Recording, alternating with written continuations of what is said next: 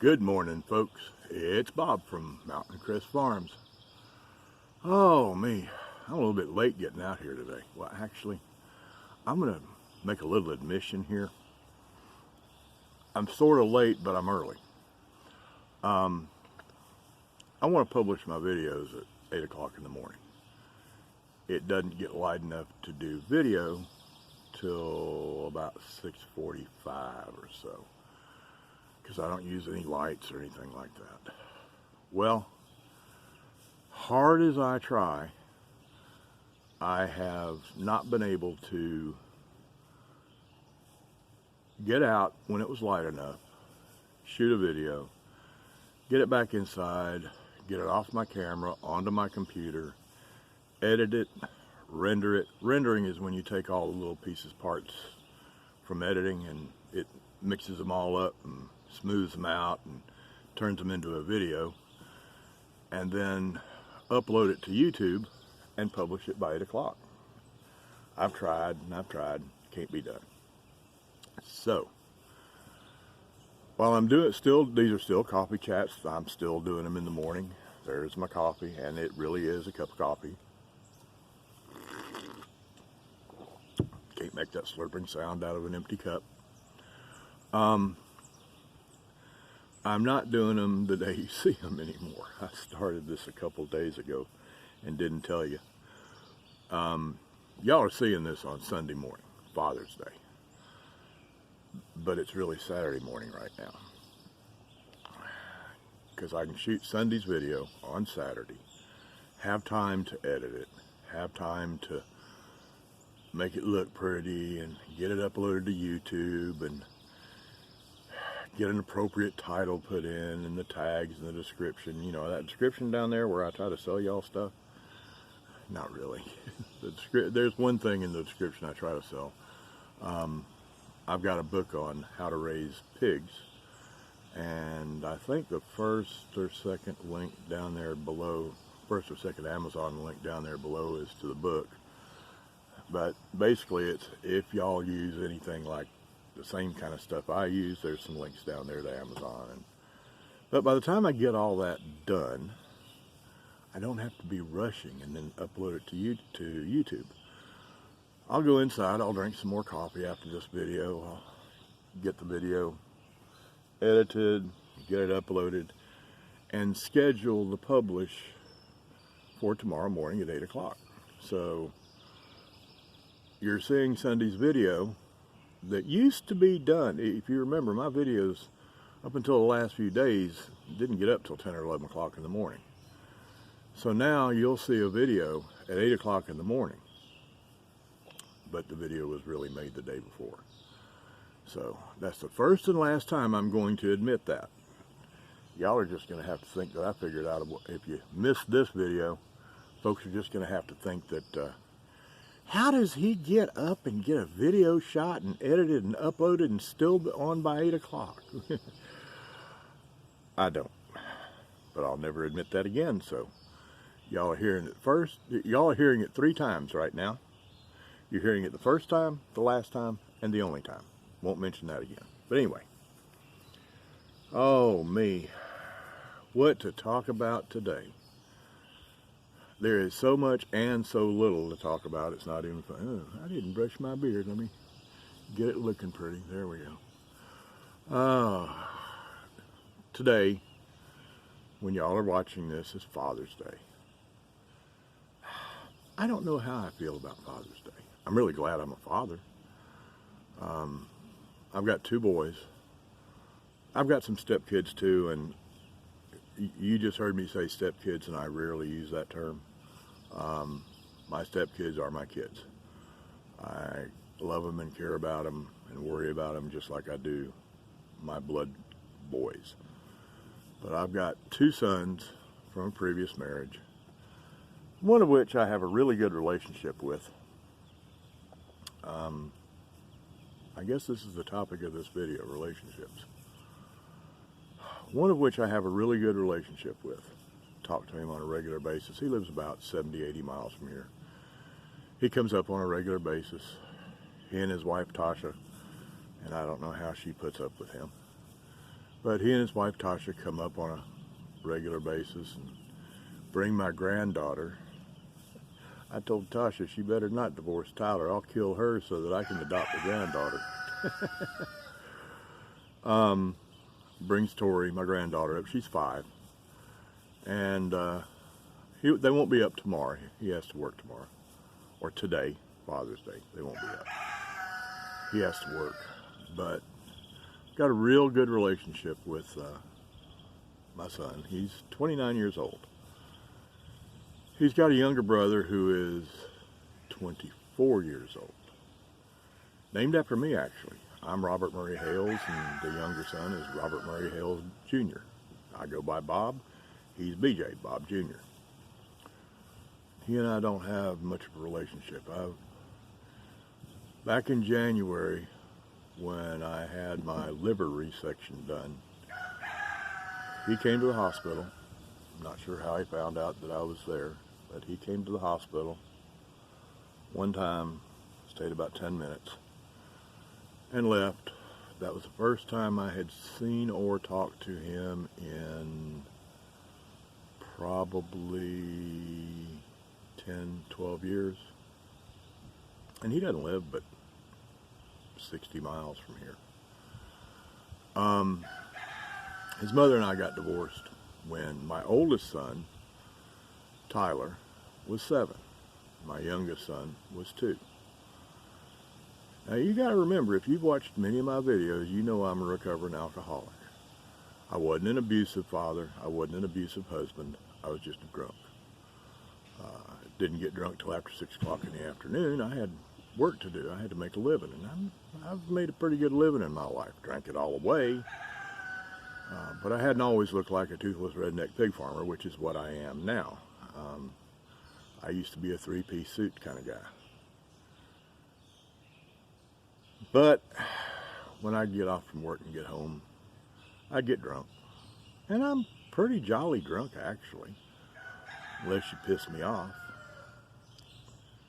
But the divorce was over my drinking. Drinking will get rid of everything. Being an alcoholic will get rid of everything you've got that's worth anything.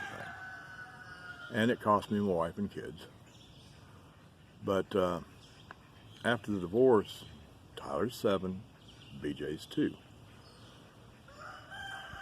Tyler remembers how I was. I was not a mean person. I was a bad father in that I was drunk all the time, but I provided well for the family. We did things recreation-wise. I had a boat, and we'd go out on the lake, and driving a boat drunk. Driving a car and a pickup truck drunk wasn't good enough. I had to add boat to it. I used to be a licensed pilot. At least I never flew drunk. But Tyler remembers what kind of person I was. A drunk, but a happy drunk, and not a bad person.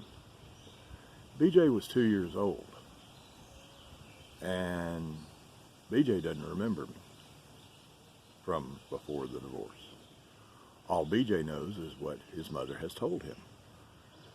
And his mother's bitter and has told him that I'm the biggest piece of filth on the face of the earth. I guess maybe back then I was, but I've changed. I mean, we were divorced in 98. She left in 97. Divorce was final in 98. And I didn't sober up the first time. Put myself in rehab in 2004. Not because I was in any trouble or afraid I was going to drink away my kids. They were already gone. I got sick and tired of being sick and tired and put myself in rehab. That was 2004. Stayed sober for 4 years and then got drunk again in 2008. Oh, 2008 was not a good year. That'll be a topic one of these days. Let's talk about 2008. But right now, I'll just say I sobered up again the end of 2008 and been sober ever since. But BJ knows what his mother has told him. And one of these days, maybe, he'll get curious and want to know, what's Bob like? And I don't think I'm a bad person now. I don't think I was a bad person then, but I don't think I'm a bad person now. And I've tried to make amends, apologize to their mother, apologize to both of them, but he's hung on to what his mother has told him. And Tyler, my son, cannot stand his mother. When he was 16 years old, she called me up one day, 2 days before Christmas, and said, "You've been wanting to see your kids? Well, you're going to see Tyler because I'm sending him up there to live." She had a boyfriend, a live-in boyfriend, that he and my oldest son, Tyler, just didn't jihad at all. He was abusive.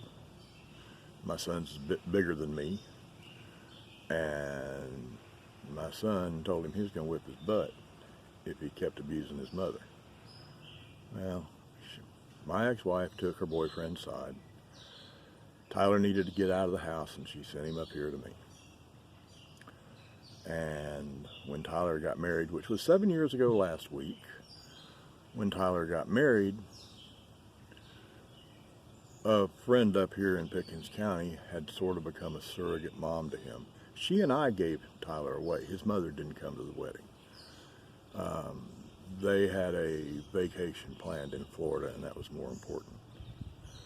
So Tyler won't let his mother see her granddaughter, which I don't really agree with. The whole point of all this is, chicken right down here behind me. The whole point of all this is, I don't agree with my son.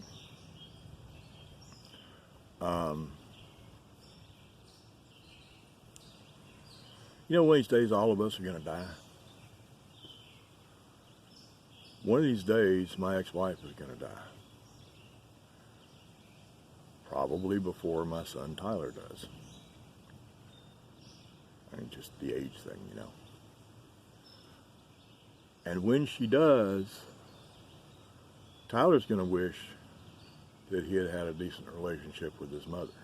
And it'll be too damn late to go back and fix it. I've told Tyler several times, Tyler, you might not like her, but she's your mother and you love her. And you're not going to be able to fix things after she's gone. You need to go fix them now. See, Tyler always tells his little brother, Dad's not going to be around forever. And one of these days, you're going to wish you and he had made up. And he'll be gone and it'll be too late. And I tell Tyler, I said, well, why don't you just apply the same thing that you always tell BJ to your mother in your relationship? I'm not going to be around forever, so BJ and I can get our stuff together. And your mother's not going to be around forever, where you and she can get her stuff together. See how nice I do on these videos? Get their stuff together instead of getting their together. Oh, me. I try to keep this a family-friendly channel. There's going to be people in your life, or in my life, that you don't like. I've turned the camera off enough times that over the neighbor up the hill that burned my house down that, there's people in this world I don't like. But pick and choose real carefully who you're not going to like and who you're not going to have a relationship with. Because if you choose fast, or if you choose out of anger, you might wish one day that you had had a better relationship with them. And it'll be too late to do it. So, now I'm not saying you have to like everybody. Y'all know I'm a little bit religious. And the Bible doesn't tell us that we have to like everybody. It does tell us that we have to love everybody. and there's a huge difference. There's a song, I don't know if I have any bluegrass fans out there watching, but there's a bluegrass singer. Her name is Rhonda Vincent. She, as far as I'm a bluegrass fan. Bluegrass and old country. Georgia Jones is the best country singer ever lived, and if you argue with me, I'll argue back. The second best country singer that ever lived was Conway Twitty. But George Jones and the song He Stopped Loving Her Today. Best country singer, best country song ever written. Well, I'm a bluegrass fan too, and there's by the way, bluegrass, Doyle Lawson, there you go. But there's a female bluegrass performer, singer, named Rhonda Vincent, and her band is called The Rage. She does straight up bluegrass, and she does gospel bluegrass. And she has a song. All right, I'll be back. Here he comes. I'm back. See, there goes a good example. Just went down the road. Bible says you have to love your neighbor. And like the Bible means it, I do love him. Don't like him much. Burnt my house down. Why would I like that? But anyway, Rhonda Vincent and The Rage. She does mostly straight up bluegrass, but she does gospel bluegrass as well. She does a song called If You Don't Love Your Neighbor, Then You Don't Love God.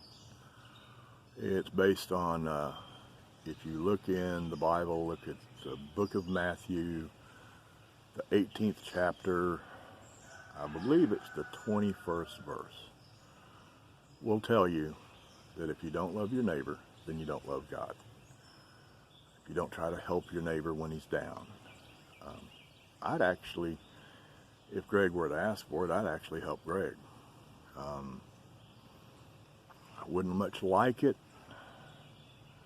but I wouldn't just be doing it because God says so. I mean, God does say so, but I wouldn't be doing it just because God says so. I'd be doing it because that's what a good person does. If we live out in the woods, if a tree fell and blocking his driveway, I'd head up there on my ATV with a chainsaw and we'd get the tree out of the way. Then we wouldn't talk to each other again for another year and a half, 2 years. Wouldn't talk much while we was doing it. But you just do things like that if you call yourself a good person. You can't hold bitterness, and you can't hold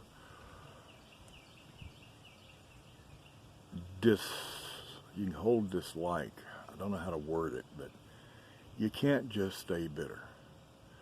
And even if you're not religious, you can't just stay bitter. Because if you hold bitterness inside of you, I don't care if you're religious or if you're a complete and total atheist. If you hold bitterness inside of you, bitter is an acid, and it'll eat you up. But I guess the point I'm trying to make is, don't throw relationships away. Whether it's like with me and my youngest son, or Greg up the hill. I don't like him. I don't like what he's done. But he is a neighbor. And if he was in trouble, I'd be a crappy person if I didn't try to help out. Now, I'm not going to help him on little things. You know, if he's got a sore ankle, I'm not going to go help carry his groceries in the house. I might my neighbor in the other direction. But if he needed help, if it was something serious and he needed help, that's just what you do. If you're any kind of a decent person, that's just what you do. You don't hold on to bitterness and anger because it will eat you up inside. And because that's not what God told us to do. If you're not religious, if you're atheist, fine, you can throw that second reason away. But that first reason's going to be there, right on. And if it's somebody close that's family, you need to fix those relationships because that person's not going to be around forever. They're going to die or you're going to die, and when one of those things happens, it's too late to fix it.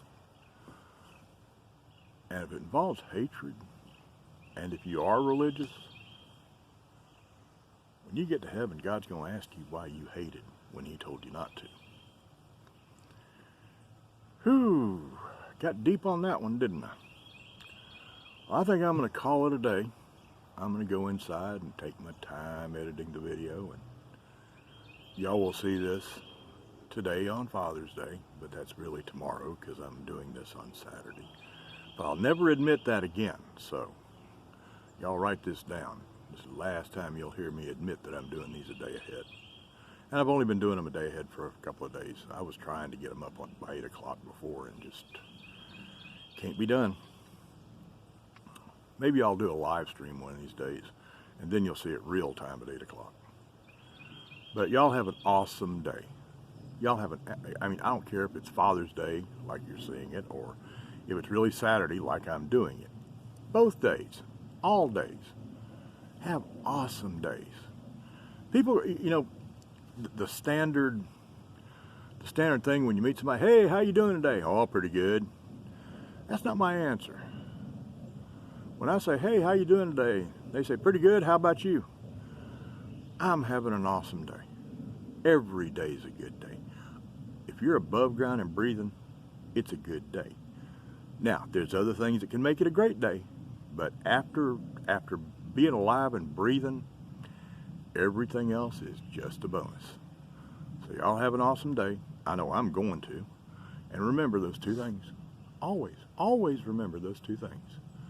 The tomb was empty, and he is alive. I'll see y'all later.